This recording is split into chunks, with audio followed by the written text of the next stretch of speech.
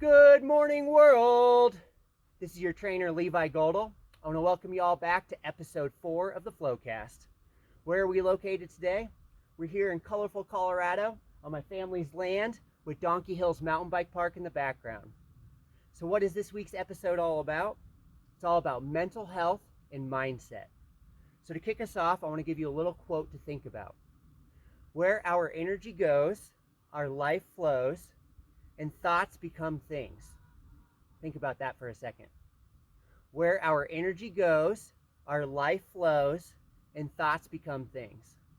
With that said, in life, nothing is good nor bad until our mind and our reactions label it so. We go into the gym, we stress ourselves out, and we label that as a good stress to help us grow, become more capable, more resilient. Then we step out into the real world, we get hit by those same adversities, and we label that as a bad adversity, a bad stress. But either way, it's nothing more than circumstantial evidence of life, and our mindset is what amplifies the power behind that. Well, a couple of decades back, a good friend of mine named Paul called me on my own mental landscape. He said to me that my entire life was controlled and defined by a few circumstances in the past that were 100% out of my control. He went on to say that those experiences don't define or control you, you define you.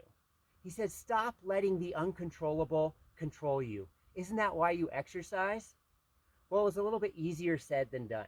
At the time, my mom was dealing with a debilitating spinal cord injury, paralyzing her from the neck down. My brother was also on a rabbit hole where he was becoming a severe addict and self-harm. I was also dealing with 5+ years of severe bullying in school, where I was thrown downstairs, I was spit on, I was told on a regular basis I should just go kill myself and that the world would be better. I was also a special needs kid in school who was not getting the help I needed to be able to progress. I had also lost several really close friends, including watching my best friend pass away. Our house also burned down here, and on top of that, I had several major injuries that resulted in having to have surgery. So it was quite easier said than done. Also in life, just in general, I hate eye contact. I don't like talking to strangers, and I hate being in front of groups of people. But I also knew deep down inside me, I had a greatness capable of doing so much more if I was willing to fight that. So I set out on a mission to challenge that discomfort to unlock my own greater potential. And the thing is, nobody knows what's going on inside us. So on the outside, we can be whoever we want to be with the willingness to practice getting comfortable being uncomfortable. I remind myself on a regular basis that struggle equals strength and challenge equals change. So I try to be a modern day alchemist, transforming those raw adversities into hidden potential and greatness.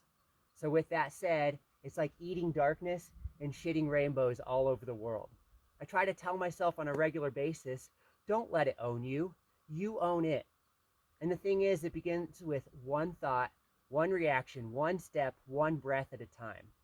Little by little, we can transform that tired into tough. The thing is, we have to stop dreaming of better days. We have to rise up. There's an amazing quote by somebody named Horace that goes, adversity has the effect of eliciting talents which in prosperous circumstances would have lain dormant, right? So we try to spend our whole lives avoiding that discomfort, avoiding that struggle, when really that is just the weight room challenging us to see what we're capable of in life. So it's never going to be easy. We're all going to be struggling, but the key is to get out there and to face that challenge and to see what we're capable of. So if you have any questions, any struggles of your own, you need some help working through them, don't ever hesitate to reach out. But I want to wrap up with that same quote from the beginning. Where our energy goes, our life flows, and thoughts become things.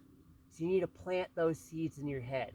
Okay? The little seed knew that in order to grow, it needed to be thrown on the ground, covered in darkness, and forced to reach the light.